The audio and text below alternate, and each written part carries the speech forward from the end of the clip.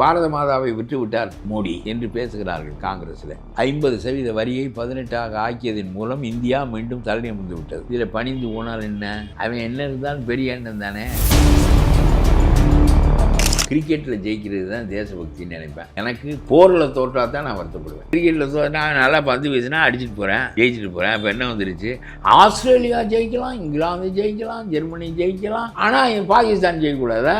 எதுக்காக தேசிய கொடியை கிரிக்கெட்டில் எடுத்து ஆட்டணும்னு உனக்கு தெரியாது. எதுக்கு தேசிய கொடி ஆட்டுற? போரா நடக்குது தேசிய கொடி ஆட்டுறதுக்கு. எடப்பாடியை சரியான இடத்தில் அமர்வதற்கு இடமளியுங்கள். பிறகு எதிரி ஒளிந்து விட்ட பிறகு உங்களுடைய இடத்திற்காக எடப்பாடியோடு சண்டை போடுங்க. விஜய் செல்வாக்கே இல்லைன்னு சொல்ல வரீங்களா? மக்கள் மத்தியில் அண்ணன் கூப்பிடுறாங்க, ஒரு மிகப்பெரிய செல்வாக்கு இருக்கு. குட்டி குட்டி பசங்கலாம், காலேஜ் பசங்கலாம், ஒரு 30 வயதுக்கு உட்பட்ட இளைஞர்கள் எல்லாருமே விஜய் பின்னாடி போறாங்க. விஜய்க்கு வந்த கூட்டம் மறுநாள் நயன்தாராவை விட இதை விட இன்னொரு மடங்கு கூட்டம் கூட போகும்.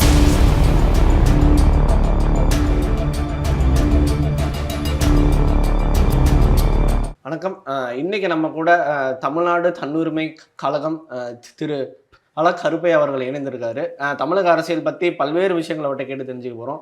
வாங்க பேசலாம் சார். வணக்கம் சார், எப்படி இருக்கீங்க சார்?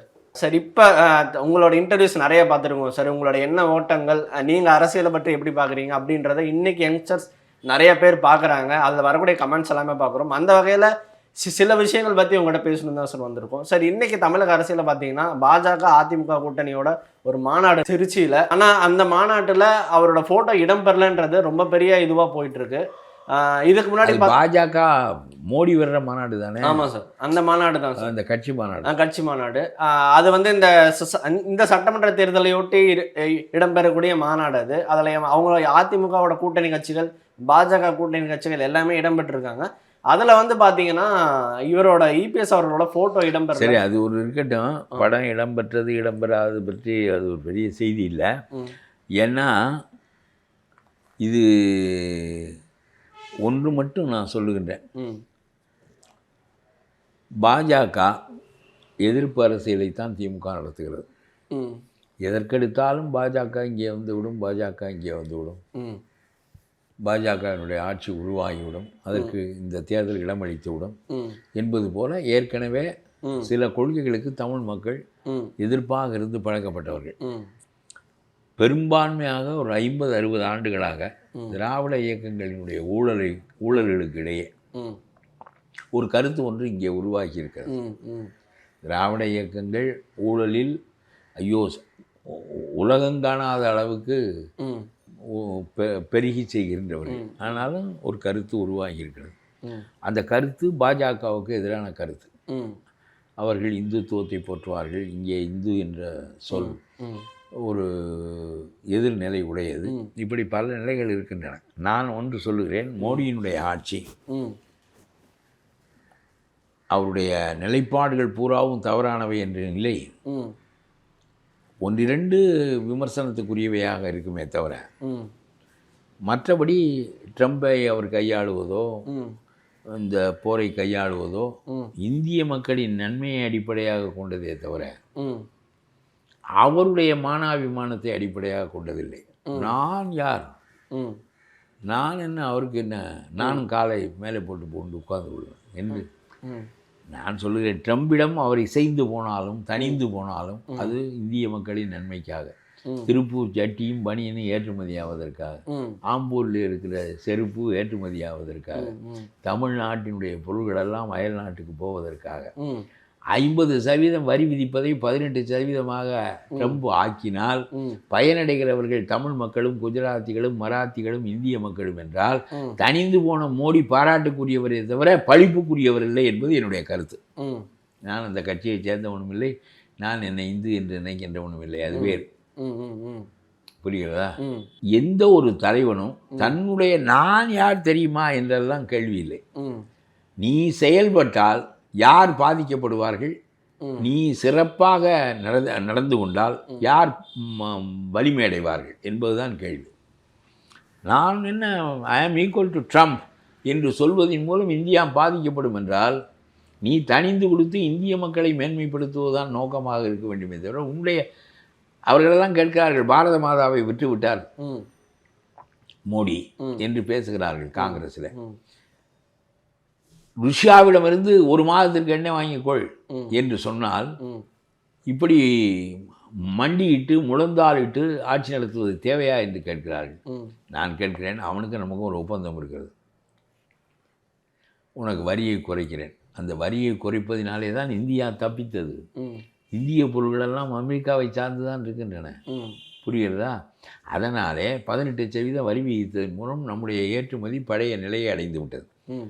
திருப்பூரில் தொழில் நடக்கிறது, தொழிலாளிக்கு வேலை கிடைக்கிறது, முதலாளிக்கு பணம் கிடைக்கிறது. ஆகவே இந்த தொழில் மேலும் மேலும் பெருக்கமடைகிறது.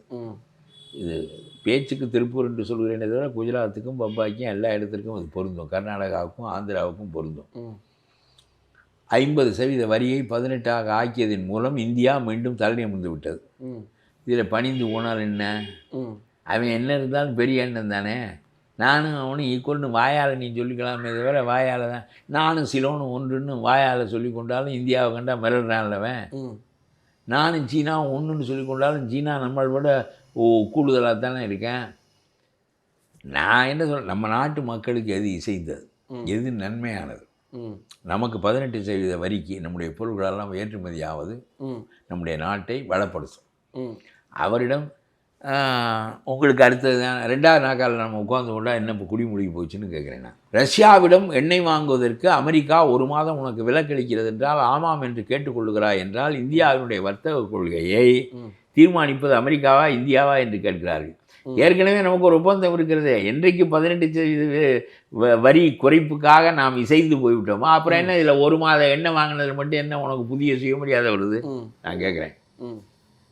அவனோட நமக்கு ஒப்பந்தம் இருக்குது. 50 ரஷ்யாவிடம் இனிமேல் எண்ணெய் வாங்க மாட்டோம் என்று ஒப்புக்கொண்டிருக்கிறோம். இதெல்லாம் சுயமரியாதை அடிப்படையிலானவை அல்ல, நாட்டினுடைய மேன்மையின் அடிப்படையிலானவை, நாட்டு மக்களின் மேன்மைக்கான அடிப்படையான ஒப்பந்தங்கள். இதில் நான் பெருசு நீ பெருசு என்று சொல்வதற்கெல்லாம் ஒன்றும் வேலை கிடையாது. ஸோ அப்போ அவரோட ஆட்சி நல்லபடியாக தான் போயிட்டு இல்லை இல்லை இந்த விவகாரங்களில் சொல்லுகிறேன். இந்த விவகாரங்களில் சொல்லுங்க, இவர்கள் நாட்டை அடமானம் வைத்தது போல் ஆளுகிறார், சுயமரியாதை இல்லாமல் ஆளுகிறார் என்பதற்காக சொல்கிறேன். இப்பொழுது நமக்கும் அவனுக்கும் ஒப்பந்தம் இருக்கிற போது ரஷ்யாவிடம் இனிமேல் வாங்குவதில்லை என்று சொன்ன பிறகு மறுபடியும் வாங்க வேண்டிய நிலைமை ஏற்பட்டால் அவனை செய்ய வேண்டுமா இல்லையா? அதான நாணயம். நம்ம 2 பேருக்கும் உள்ள ஒப்பந்தத்தில் ஒரு மாறுதல் வந்தால் நீ ஒப்புக்கொள்ள வேண்டும்ல. அதான் அதை ஒப்புக்கொள்கிறேன். இதில் நமக்கு அவன் யார், நாம் யாரிடம் எண்ணெய் வாங்க வேண்டும் என்று அவனாக தீர்மானிப்பது? இதெல்லாம் வெட்டி பேச்சுக்கள். நான் சொல்கிறேன், மொத்தத்தில் இந்தியா வளமாக இருக்கிறது. அப்போ இந்தியா அமெரிக்க உறவை நீங்கள் அப்படி தான் பார்க்குறீங்க? இல்லை, அப்படி தான் இருக்க முடியும். அமெரிக்காவுடைய இடத்துக்கு இந்தியா ரஷ்யா வந்துட்டான்னா ரஷ்யாவிட்டையும் நம்ம சரி பண்ணிக்குவோம். இல்லை இவங்களை விட மேலே நம்ம வந்துட்டோம்னா நம்மகிட்ட சிலோன் நடந்துக்கிற மாதிரி மற்றவன் நடந்து கொள்வேன். நம்மகிட்ட சிலோன் சமமாக நடந்துக்குது. ஸோ அப்போ அந்த உறவு முறை நீங்கள் பேச்சுக்கு சொல்கிறேன், சிலோன் சமமாக நடந்துக்குது, நேபாளம் சமமாக நடந்துக்குது. சரி பண்ணிக்கிறான்ல. இந்தியா பெரிய நாடு. அப்போ ஒரு சிக்கல் வந்துச்சு, நம்ம தானே முதல்ல எல்லாம் பண்ணோம். சரி, ஓகே. அப்போ அந்த உறவு முறையை சரின்னு தான் எல்லாம் சரிதான். அப்புறம் சார் அப்போ அதே மாதிரி இன்றைக்கி நம்ம மாநிலம் நான் இதில் மானம் பாராட்டுறது அறிவு கெட்டது தான். அதாவது நம்ம நாட்டில் கிரிக்கெட்டில் ஜெயிக்கிறது தான் தேசபக்தின்னு நினைப்பேன். நான் பாகிஸ்தான் ஜெயித்தாலும் எனக்கு என்னுடைய தேசபக்தியே எனக்கு போரில் தோற்றால் தான் நான் வருத்தப்படுவேன்.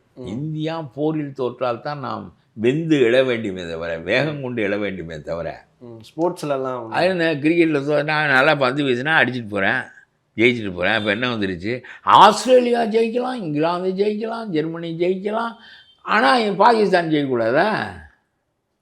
ஒரு பேச்சுக்கு சொல்கிறேன். இதெல்லாம் பகை, போருக்காக பகை, எக்ஸ்ட்ரீம் டெரரிசத்தை நோக்கிய பகை. அது வேறு. அது ஒன்றும் இல்லாமல் நீங்கள் பாரு, உனக்கு சினிமா நடிகன் பின்னாடி திரியுறதே பழக்கம். அவன் எதுக்காக அவன் பின்னாடி திரியணும்னு உனக்கு தெரியாது. எதுக்காக தேசிய கொடியை கிரிக்கெட்டில் எடுத்து ஆட்டணும்னு உனக்கு தெரியாது. எதுக்கு தேசிய கொடி ஆட்டுற? போராட்டம் நடக்குது தேசிய கொடி ஆட்டுறதுக்கு. எவன் நல்லா விளையாடணும் வெற்றி பெறட்டுமே. சரி, ஓகே சார். அப்போ அது மாதிரி எந்த ஒன்றையும் அறிவு கொண்டு சிந்தித்து பார்க்க வேண்டுமே தவிர, ட்ரம்புக்கு நாம் அடிமையாகிவிட்டோம், இவன் யார் நமக்கு எண்ணெய் வாங்கலாம் என்று சொல்வதற்கு என்றெல்லாம் வெட்டி பேச்சு சார். அப்போ அந்த உறவு இருக்கட்டும் சார். இப்போ இன்னைக்கு நம்ம தமிழ்நாட்டில் சட்டமன்ற எலெக்ஷனில் அதிமுக பாஜக அந்த அலையன்ஸ் எப்படி பார்க்குறீங்க? அதை நான் ஒரு தனி கட்சி, தனி அமைப்பு வைத்திருக்கிறேன். எனக்கு தனி சிந்தனைகள் உண்டு. நான் ஸ்டாலின் தோற்க வேண்டும், எடப்பாடியாருடைய அணி வெல்ல வேண்டும் என்று விரும்புகின்றவன் தான் நான். மாற்று அமைப்பு இதுதான், வெல் ஸ்ட்ரக்சர்ட் பார்ட்டி. ஆகவே குறைகளெல்லாம் இருக்கும். இந்த குறைகளுக்கு இடையே அவர்களை விட குறைவான குறை படைத்த எடப்பாடி வெல்வது தான் நியாயமானது என்று நினைக்கின்றவன் தான். அது ஒரு பக்கம் இருக்கட்டும். இதில் எடப்பாடியுடைய படத்தை வைத்தார்களா இல்லையா என்று எனக்கு இந்த ஐடென்டிட்டி பாலிடிக்ஸ் எனக்கு ரொம்ப பழக்கம் இல்லை. என்னுடைய சிந்தனைக்கே அது பொருந்தாது. இது ஒரு ஐடென்டிட்டி பாலிடிக்ஸ். பொதுவாக என்னுடைய படம் ஏன் இல்லை, அது இல்லை, இது இல்லை என்று கேட்டு சண்டை போடுவது உலக வழக்கம்தான். அதெல்லாம் இருக்கட்டும். நான் அந்த படம் இருக்கட்டும், இல்லாமல் போகட்டும். பாஜக என்ன செய்ய வேண்டும் என்று நான் விரும்புகிறேன் என்றால், கூட்டணி வந்து விட்டது. உங்கள் கையில் ஆட்சி இருக்கிறது, அதிகாரம் இருக்கிற காரணத்தினால் கொஞ்சம் உங்களுடைய பேச்சில் கொஞ்சம் ஒரு கரடு முரடு இருக்கும். அதிகாரத்தில் இருக்க பணக்காரன் எவன் தனிஞ்சு பேசுகிறான், அதே மாதிரி ஆட்சியில் இருப்பவனும் எவனும் தனிந்து பேச மாட்டான். அதனால் ஒரு அதிகாரம் இருக்கட்டும். இது தமிழ்நாட்டு அரசியல். எடப்பாடியை முதன்மைப்படுத்தி நடத்துகின்ற அரசியல். இதிலே எடப்பாடியும் எனக்கு கீழே தான் என்பதை நிலைநாட்டுவது இந்த தேர்தலில் தேவையில்லாது. அது மீண்டும் எதிரியை வலிமையடைய வைப்பதற்கு தான் பயன்படும். இந்த தேர்தலில் நமக்கு மிகவும் முக்கியமானது திமுகவை வீழ்த்துவது. பாஜகவுக்கு, எடப்பாடிக்கு, மற்றவர்களுக்கு. நீங்கள் அதிகாரத்தில் இருந்தாலும் நீங்கள் போதிய அளவு வலிமையாக தமிழ்நாட்டில் இல்லை. ஒரு கூட்டு சேர வேண்டிய கட்டாயத்தில் இருக்கிறீர்கள். ஆகவே இணங்கி கொடுத்து சரி செய்து கொண்டு மீண்டும் எடப்பாடியை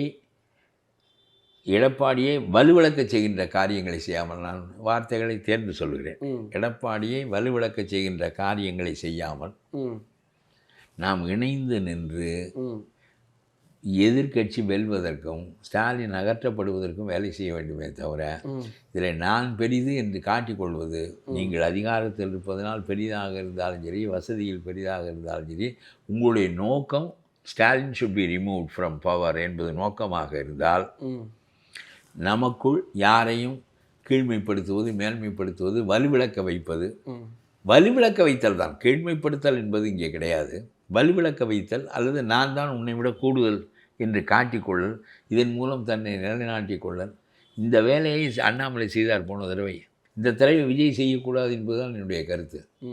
அண்ணாமலை என்ன செய்தார், திமுகவை வீழ்த்திவிட்டு நாம் எல்லோரும் ஒன்று கூடுவோம், திமுகவை பாராளுமன்ற தேர்தலில் வீழ்த்துவோம், பிறகு நாம் நமக்குள் நம்முடைய இடங்களை முடிவு செய்து கொள்வோம் என்று இருக்க வேண்டிய நிலைக்கு மாறாக அவர் என்ன செய்தார், பாமக அவனையெல்லாம் கடைசி நேரத்தில் எடுத்து கொண்டு போய் வாக்குகளை பிரித்து எடப்பாடியை தோற்கடித்து ஸ்டாலினை தோற்கடிப்பதற்கு பதிலாக அண்ணாமலையினுடைய உத்தி, ஸ்ட்ராட்டஜி என்ன செய்தது என்றால் 40க்கு 40 ஸ்டாலினை வெல்ல வைத்தது.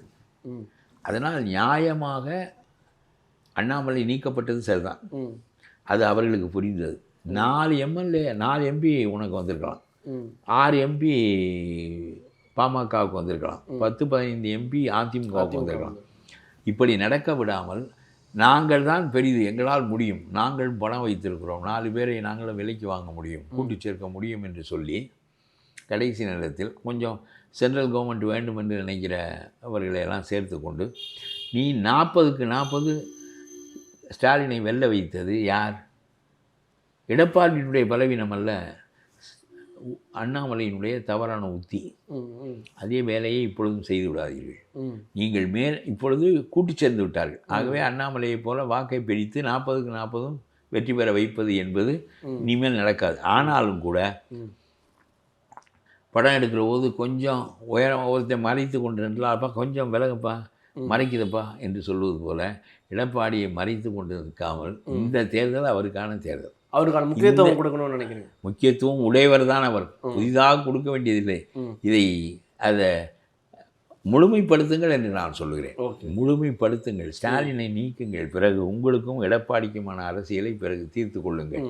உங்களால் பொது எதிரியை வீழ்த்திவிட்டு பிறகு உங்களுடைய இடத்தை நிலைநாட்ட எடப்பாடியோடு சண்டை போடுங்கள். கண்டிப்பாக சார். சார், இப்போ அதிமுக சைட்லேருந்து முதல்வர் வேட்பாளர் யாருன்னே ரொம்ப நாள் கழித்து தான் சொன்னாங்க. அமித்ஷா என்னன்னா ஒன்றும் கன்ஃபார்ம் பண்ண. ஆனால் இதெல்லாம் முக்கியம் இல்லைப்பா. பழைய காலத்திலெல்லாம் காமராஜர் முதலமைச்சராக வருவார் என்று சொல்ல மாட்டார்கள், ராஜாஜி முதலமைச்சராக வருவார் என்றுலாம் சொல்ல மாட்டார்கள், காங்கிரஸ் ஜெயிக்க வேண்டும் என்று சொல்வார்கள். இதெல்லாம் இப்போ அரசியல். சரி, வைத்துக்கொள், இப்பொழுது என்ன உனக்கு பிரச்சனை இல்லை சார். இபிஎஸ் அவங்க முழு மனதாக அக்செப்ட் பண்ணிக்கலன்னு தோணுது. அமித்ஷாவும் மோடி எப்போ தமிழ்நாடு வந்தாலுமே பாஜக கூட்டணி ஆச்சுன்னு சொல்கிறாங்க. இபிஎஸ் அவர்கள் அதிமுக நாங்கள் மட்டுமே அதிக இடங்கள் வெற்றி பெற்று ஒரு அணி பெரும்பான்மையோட ஆட்சி அமைப்புன்னு சொல்றாங்க. அவங்களுக்கு தமிழ்நாட்டுக்கு உகந்த ஆட்சி அதுதான். ம், அதனாலே ம், எடப்பாடி தனியாக ஆட்சி அமைப்பு, நான் திரும்ப திரும்ப சொல்லுகிறேன், ம். You wait for some time. Okay sir. உங்களுக்கான தருணம் இல்லை இது. ஓகே. இப்பொழுது எதிரி வலிமையாக இருக்கிறார். ஒரு ராவணன் வீழ்த்தப்பட வேண்டும். ம், ஆகவே உங்களுடைய இடம் இதை விட கூடுதலாக இருந்தாலும் கூட தணிந்து கொடுங்கள். ம், எடப்பாடியை முன்னிறுத்தித்தான் இந்த தேர்தலை நடத்த முடியும் என்று கருதித்தான் அவரோடு கூட்டி சேர்ந்தீர்கள். ம், பிறகு அவரை குறைவுபடுத்துகின்ற எந்த செயலையும் செய்யாதீர்கள். ம். அவரை வழிவிளக்கக்கூடிய எந்த செயலையும் செய்யாதீர்கள். ம், செய்யாததின் மூலம் எடப்பாடியை சரியான இடத்தில் அமர்வதற்கு இடமளியுங்கள். ம். நீங்கள் அமர்த்துங்கள் என்று நான் சொல்லவில்லை, அமர்வதற்கு இடமளியுங்கள். இடையூறு இல்லாமல் நடந்து கொள்ளுங்கள். அவர் உட்காரட்டும். ம். பிறகு எதிரி ஒளிந்து விட்ட பிறகு உங்களுடைய இடத்திற்காக எடப்பாடியோடு சண்டை போடுங்கள். அப்படிதான் எடுத்துக்கணும். நீங்கள் மீண்டும் ஒரு தனி கட்சியாக வளர்ச்சி அடையுங்கள். மாற்று ஆட்சி அமைப்பதற்குரிய அரசியல் உத்திகளை கையாளுங்கள். ஓகே. அண்ணாமலை போன தடவை சென்று செய்யக்கூடாத வேலை அல்ல. ம். எடப்பாடி ஆட்சியில் அமர்ந்து திமுக வீழ்ந்த பிறகு செய்ய வேண்டிய வேலை. ஓகே. ஓகே. காலமல்லாத காலத்தில் செய்ததினால் ம். திமுக இந்தியாவிலேயே ஒரு இடம் கூட தோற்காமல் வென்ற கட்சியாக ஆனதற்கு அண்ணாமலை காரணம், இதை விட ஸ்டாலின் காரணம் இல்லை. ஓகே. அந்த தப்பை இப்பொழுது விஜய் செய்யக்கூடாது என்பதுதான் என்னுடைய கருத்து. சார், இன்னைக்கு திமுக அதிமுக வாக்குகள் தான் விஜய் வாங்க போறாரு. அவங்க வாக்குகளை தான் பிரிக்கிறாரு. முக்கியமா அதிமுக வாக்குகளை விஜய் பிரிக்கிறாரு. அங்க வந்து ஒரு சரியான லீடர்ஷிப் இல்லை. சீமான் பிரித்து முடித்து விட்டார். இப்பொழுது விஜய் பிரிக்க போகிறார். சீமானுக்கு அண்ணன் விஜய், அவ்வளோதான். ஒன்றும் பிரிக்க முடியாது. அவன் ஏற்கனவே ஆண்டவன். அந்தந்த கட்சி வெல் ஸ்ட்ரக்சர்ட் பார்ட்டி. ஒவ்வொருத்தனுக்கும் அங்கே பெரிய செல்வாக்கு இருக்கும். இதெல்லாம் சும்மா விஜய் செல்வாக்கே இல்லைன்னு சொல்ல வரீங்களா? மக்கள் மத்தியில் அண்ணன் கூப்பிடுறாங்க. ஒரு மிகப்பெரிய செல்வாக்கு இருக்கு. குட்டி குட்டி பசங்கலாம், காலேஜ் பசங்கலாம், ஒரு 30 வயதுக்கு உட்பட்ட இளைஞர்கள் எல்லாருமே விஜய் பின்னாடி போறாங்க. விஜய்க்கு வந்த கூட்டம் மறுநாள் நீ நயன்தாராவை விடு, இந்த திமுக அதை செய்வானோன்னு எனக்கு ஒரு எண்ணம் இருக்கு. அது முதனா இவர் பேசிவிட்டு போட்டோம், மறுநாள் நயன்தாராவை விடட்டும். இதை விட இன்னொரு மடங்கு கூட்டம் கூடக்கூடும். மக்கள் வந்து ஒரு கிரேஸ் இது ஒரு இந்த கிரிக்கெட் வீரனுக்கு ஊங்கிறாங்க இல்லை, அது மாதிரி தான். நம்ம எவனோ ஒருத்தன் மெஸ்ஸி வந்தேன் அர்ஜென்டினாவில், கல்கத்தாவே கலவரப்பட்டுருச்சு. இது என்ன இருக்கு? ஏண்டா நீ நல்லா பந்து அடிச்சா அடி, நீ நல்லா நாட்டியம் ஆடினா ஆடு, நீ நல்லா பாட்டு பாடினா பாடு, அதை நாங்கள் ரசிக்கிறோம், அதுக்கு உனக்கு காசு தர்றோம், உனக்கு டிக்கெட் தர்றோம், நீ சௌரியமாரு, நல்லா பாடினா சௌரியமாரு, நல்லா எல்லாம் அதுக்கு உரியதை பெற்றுக்க வசதியாக இருக்கு. எங்களை விட அந்த நுட்பமான கலையை நீ பயின்று வைத்திருப்பதனால் காலையில் 7 மணியிலேருந்து உழுகிறவனுக்கு கிடைக்கிற வருமானத்தை விட உனக்கு கூடுதலாக ஏன் கிடைக்குதுன்னா நுட்பமாக நீ இருக்க. ஒரு பெரிய கூட்டத்தை மகிழ்விக்கிற. அவன் தன்னுடைய வாழ்க்கைக்காக உழுகிறேன், நீ பெரிய கூட்டத்தை மகிழ்விக்கிற. அவன் எல்லாரும் உனக்கு ஒரு 50 ரூபா 100 ரூபா டிக்கெட்டு 20 ரூபாய் தந்தால் கூட உனக்கு 200 கோடி கொடுக்கும். சௌரியமாக இருக்குது, அவ்வளோதானே தவிர போற்றுதலுக்குரிய செயல் என்ன இதில் இருக்குது? நல்லா நடி, நல்லா கிரிக்கெட் ஆடு, நல்லா கால்பந்து ஆடு, நல்லா நாட்டியம் ஆடு, இதில் போற்றுதலுக்குரியவன் காந்திடா. நம்ம வாழ்க்கையில் பாதிப்பை ஏற்படுத்துகிறவன், தாக்கத்தை ஏற்படுத்துகிறவன். உன்னோட பொழுதை கழிச்சிட்டு 3 மணி நேரம் படம் பார்த்துட்டு வீட்டுக்கு போய் நானாக இருக்கிறதுக்கு என்ன இருக்க மாட்டேன். போற்றுதலுக்குரியவன் காந்தி, பின்பற்றத்தக்கவன் புத்தன், படிக்கத்தக்கது திருக்குறள். பாகுபாடே இல்லாமல் என்னமோ நீ தான் உலகத்திலிருந்து இறங்கி வைந்த மனிதன் மாதிரி அறிவில்லாமல் இவர்கள் நடந்து கொள்வது பூரா நான் ப்ரொடக்டிவ் ஃபோர்ஸஸ், உற்பத்தி சக்தி அல்லாதவர்கள்னு நான் சொல்கிறேன். நான் சொல்கிறதா இதை கவனமாக புரியுது. உற்பத்தி சக்தி அல்லாதவர்கள், விவசாயி உற்பத்தி சக்தி, நெசவாளி உற்பத்தி சக்தி. அவனை நம்ம போற்றுவதில்லை, அவனை கேவலமாக நினைக்கிறோம். இவர்களை நம்ம போற்றுக்கிறோம். நம்முடைய அறியாமை, out of ignorance we are doing all these things. So இன்னைக்கு திமுக கட்சியை சேர்ந்த திரு செந்தில் பாலாஜி அவர்களுக்கு சிபிஐ சம்மன் அனுப்பிச்சிருக்காங்க. இது அவங்க ஆட்சிக்கு ஏற்பட்ட ஒரு அழுத்தம்னு பார்க்குறீங்களா? என்ன அழுத்தம் சார்? செந்தில் பாலாஜியை அங்கேயே பிடிச்சி டெல்லி சேரியிலே வைக்கணும் சார். அவருக்கு வந்து சிபிஐ சம்மன் அனுப்பிச்சிருக்காங்க இந்த 41 பேர் இறந்து போன விஷயமா. அந்த ஆளும் ஒரு காரணம் தானே. இந்த கரூரில் பல பேர் நெருக்கடி ஏற்படுது, அந்த ஆள் ஊரில் தானே நடந்துச்சு. அந்த ஆளும் ஒரு காரணமாக இருப்பான்னு சிபிஐ நினைச்சா பிடிச்சி உள்ளே வைக்கட்டான். என்னப்பா சார் அது இன்னைக்கு திமுக ஆட்சிக்கு அது ஒரு அழுத்தம்னு பார்க்குறீங்களா? இந்த மக்கள் மத்தியில் ஒரு அவப்பெயர். தப்பு செய்கிறவன்லாம் உள்ளே வைக்கணும். கே நேருவை பிடிச்சி உள்ளே வச்சா, ஆவண்ணா ராஜாவை பிடிச்சி உள்ளே வச்சா, இது வந்து மாற்று கட்சியினர் என்பதற்காக கொடுக்கப்படுகிற அழுத்தமா இல்லை தப்பு செய்கிறவனுக்கு கொடுக்கப்படுகிற தண்டனையா சொல்லு? இது வந்து தப்பு செய்கிறவனுக்கான. அப்புறம் என்ன விடு, அவர்கள் எல்லாம் மொத்த திமுகவே புழற்சியில் தான் இருக்க போகுது. Okay sir. இன்னைக்கு புதுச்சிறையை கட்டணும் இனிமேல். சார் இன்னைக்கு திமுக கூட்டணி ரொம்ப பலமா இருக்கிறதா பல பேர் சொல்றாங்க. இது வரைக்கும் இல்லாத ஒரு நம்பர் ஆஃப் கூட்டணி ஜாஸ்தியா இருக்கு. 22 கட்சிகள் இருக்காங்க. இது வீக்கம்னு ஒரு பாக்குறீங்க? தரம் கருணாநிதி ஒருவர் தான் வெற்றி பெற்றார். 233 இடத்துல தோற்று போனார்கள். 233 இடத்துல தோற்று ஒரே ஒரு இடத்துல, அதுவும் தப்பிச்சேன் பிழைச்சேன்னு ஒரு செத்து பிழைச்சி பிறகு அதையும் ராஜினாமா செய்துட்டு வீட்டில் இருந்துட்டார், ஒரு ஆளாக போகிறதுக்கு பயந்து. புரியுதா அவனுக்கு? அதனால் தோல்வி என்பதெல்லாம் அதுக்கு முன்னாடி என்ன கருணாநிதி வெற்றியே பெறாதவரா? நீ ஒருத்தர் தான் வெற்றி பெறுவார்னு அதுக்கு முன்னாடி என்ன மாதிரி ஒருத்தன் சொல்லியிருந்தா அனுப்பியிருப்பியா? ஏன்யா என்னையா 234 தொகுதியில் போட்டி போட்டு ஒருவர் தான் வெல்வாருன்னா நடந்துச்சுல்ல வரலாற்றில். ஸோ ஆனால் இன்னைக்கு திமுக காங்கிரஸ் கூட்டணி உடையவே இல்லை, கூட்டணி அதிகமாக்கியிருக்காங்க. ஒரு மாதிரி ஸ்ட்ராங்காக இருக்காங்கன்னு தானே சார் தோணுது. அதாவது பெரிய அழுக்கு முட்டை திமுக இதனுடைய கணம் தாங்காமல் கூட்டணி முறிய போகுது. அதெல்லாம் எழுதி வச்ச வாக்கு மாதிரியெல்லாம் ஒன்றும் கிடையாது. எப்பவும் கூட்டணியில் தான் திமுக அரசியல் நடத்தியிருக்கு, காங்கிரஸ் தான் தனித்து நடத்தியிருக்கு. அது எல்லா காலங்களையும் தோற்றிருக்கிறார்களே. கூட்டணி இருந்தால் தோற்கக்கூடாது என்றால் அவர்கள் தோற்று இருக்கக்கூடாது. எப்படி தோற்றார்கள்? அதெல்லாம் ஸ்டாலினுடைய இந்த அழுக்கு மூட்டை, ஸ்டாலினுடைய பாரம் கூட்டணியும் சேர்த்து முழுகடிக்க போகுது அப்படின்னு சொல்கிறேன். முழுகடிக்கணும், அப்போ தான் அறிவு வரும் இந்த கூட்டணி கட்சிக்கெல்லாம். சார் ஆனால் இது எப்படி எல்லாருக்கும் எழுதி வச்ச வாக்குன்னு ஒன்றும் கிடையாது. எல்லாரும் இப்போ யாருக்கு வாக்களிக்க போகிறார்கள்? வைகோவுக்கு இல்லை, விஜயகாந்த் மனைவிக்கு இல்லை, கம்யூனிஸ்ட் கட்சிக்கு இல்லை. இந்த ஆட்சி தக்கது தானா? இது மீண்டும் தொடரலாமா வேண்டாமா என்று வாக்களிக்க போகிறார்கள். இந்த ஆட்சி தக்கது இல்லை என்றால் மூழ்கடிப்பார்கள். கூட துணைக்கு போனதுனால் இவனும் மூழ்குவேன். சார் அதிமுகவோட வெற்றி முகம் எப்படி இருக்குன்னு பார்க்குறீங்க? ஏன்னா இப்போ இன்னைக்கு மோடிக்கு எதிராகவும் அமித்ஷாவுக்கு எதிராகவும் நான் இந்த